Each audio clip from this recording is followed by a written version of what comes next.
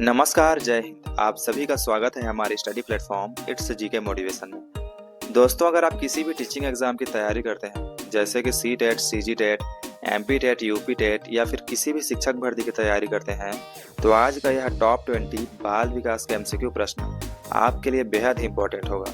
तो बने रहिए अंत तक अपनी तैयारी को स्ट्रॉन्ग करने के लिए। आपके सामने आज का पहला प्रश्न है, शिक्षा का उद्देश्य क्या होना चाहिए।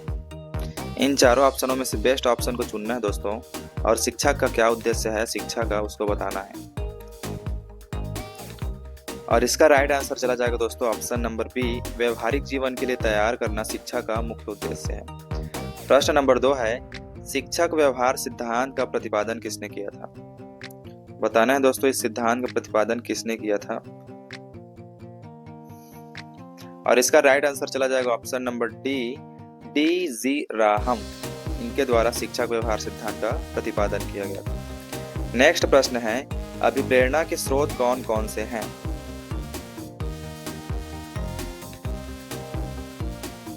और इसका राइट आंसर हो जाएगा दोस्तों ऑप्शन नंबर सी, आवश्यकता जो है वो अभिप्रेरणा के स्रोत है। जो उसका सर्कल होता है उसमें आवश्यकता जो है वो मुख्य फैक्टर के रूप में काम आता है। अगला प्रश्न है, विविध सामाजिक, आर्थिक और सांस्कृतिक पृष्ठभूमि वाले बच्चों से युक्त कक्षा कैसी होती है। बताना है कि इन अलग अलग विविधताओं से युक्त कक्षा कैसा होता है। और इसका राइट आंसर हो जाएगा दोस्तों ऑप्शन नंबर सी, अधिगम अनुभवों को बढ़ाता है। अलग अलग भाषा, वर्ग, अलग अलग जाति भेद से आने से बच्चों में जो अधिगम अनुभव है वह बढ़ता है। अगला प्रश्न है दोस्तों, मूल प्रवृत्तियों को 14 प्रकार से किसने वर्गीकृत किया।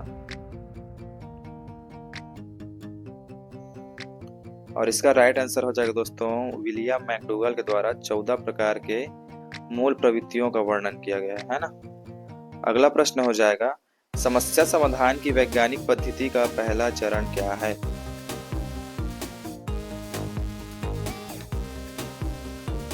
और इसका राइट आंसर हो जाएगा दोस्तों ऑप्शन नंबर ए, समस्या के प्रति जागरूकता। अगला प्रश्न है प्रश्न नंबर 7, संज्ञानात्मक अधिगम प्रणालियों में सबसे महत्वपूर्ण क्या है।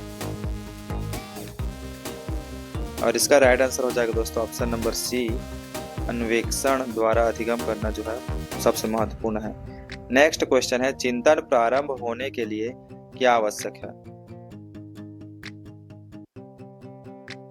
और इसका राइट आंसर चला जाएगा दोस्तों ऑप्शन नंबर ए, चिंतन प्रारंभ होने के लिए हमारे सामने कुछ समस्या होना चाहिए, प्रॉब्लम होना चाहिए, तभी तो हम उसके समाधान के बारे में हम चिंतन करेंगे, है ना। अगला प्रश्न है, समायोजन की विधियां कौन कौन सी हैं। और इसका राइट आंसर हो जाएगा दोस्तों कुंठा और संघर्ष दोनों ही समायोजन की विधियां हैं। प्रश्न नंबर 10 है, निम्नलिखित में से शिक्षा का केंद्र बिंदु है। इन चारों ऑप्शनों में से बताना है कि शिक्षा का मुख्य केंद्र बिंदु कौन है। और इसका राइट आंसर हो जाएगा दोस्तों बालक या विद्यार्थी जो है वो शिक्षा का मुख्य केंद्र बिंदु है, जिसके आधार पर हमें सारी रूपरेखा बनानी पड़ती है। अगला प्रश्न है, बालकों का विकास किस दिशा में होता है।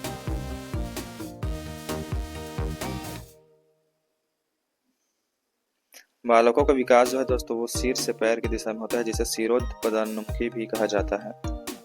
अगला प्रश्न है, मानव व्यक्तित्व का परिणाम है।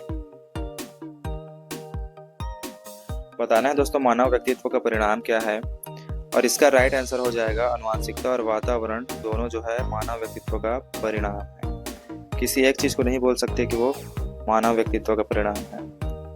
अगला प्रश्न है, व्यक्तिक भिन्नता का अर्थ है।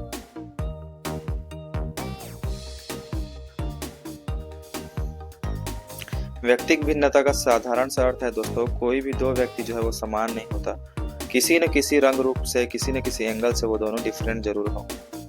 अगला प्रश्न है, प्रश्न नंबर 14 है, क्रिया प्रसूत अनुबंधन का सिद्धांत किसने दिया था। और इसका राइट आंसर बताना है दोस्तों। इसका राइट आंसर हो जाएगा दोस्तों option number B. Option number B, Skinner के द्वारा क्रिया प्रसूत अनुबंधन का सिद्धांत दिया गया था। अगला प्रश्न है, बुद्धि के बहुकारक सिद्धांत के प्रतिपादक हैं।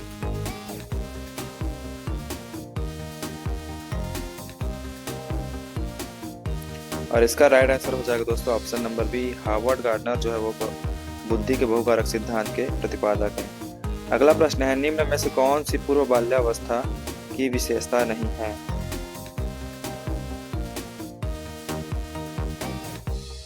और इसका राइट आंसर हो जाएगा दोस्तों ऑप्शन नंबर सी, प्रश्न करने की अवस्था जो है वो पूर्व बाल्यावस्था की विशेषता नहीं है। अगला प्रश्न है, छोटा शिशु खिलौनों को लेकर उनके भाग अलग अलग करता है, यह दर्शाता है, कौन सी भावना को दर्शाता है ये?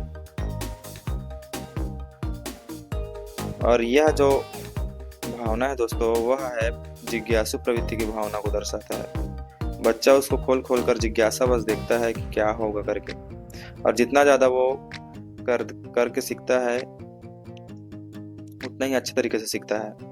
अगला प्रश्न है, कक्षा में सकारात्मक वातावरण स्थापित करने के लिए अनुशासन क्या है? और इसका राइट आंसर है अनुशासन बढ़ावा देता है। ठीक है, ऑप्शन नंबर सी इसका बिल्कुल सही जवाब हो जाएगा। अगला प्रश्न है, वह स्थान जहां बच्चे का संज्ञानात्मक विकास सर्वोत्तम रूप से परिभाषित किया जा सकता है। और इसका राइट आंसर चला जाएगा दोस्तों विद्यालय व कक्षा का वातावरण, यानी कि ऑप्शन नंबर बी इसका बिल्कुल सही जवाब हो जाएगा। अगला प्रश्न है, कक्षा में लिंग रूढ़िबद्धता से बचने के लिए शिक्षक को चाहिए क्या करना चाहिए? यह आपका अंतिम प्रश्न है और इसका राइट आंसर हो जाएगा दोस्तों option number C. Option number C, दोनों को गैर पारंपरिक भूमिकाओं में रखें, मतलब किसी प्रकार का कोई भी भेदभाव नहीं करे। तो ये थे दोस्तों टॉप 20 बेस्ट एमसीक्यू प्रश्न। आपने 20 में से कितने प्रश्नों के सही जवाब दिए अपना स्कोर कमेंट बॉक्स पर जरूर बताएं। और अगर वीडियो थोड़ा सा भी हेल्पफुल लगा हो तो वीडियो को लाइक कीजिए और हमारे चैनल को सब्सक्राइब कीजिए। मिलते हैं अगले वीडियो में, तब तक के लिए जय हिंद जय भारत।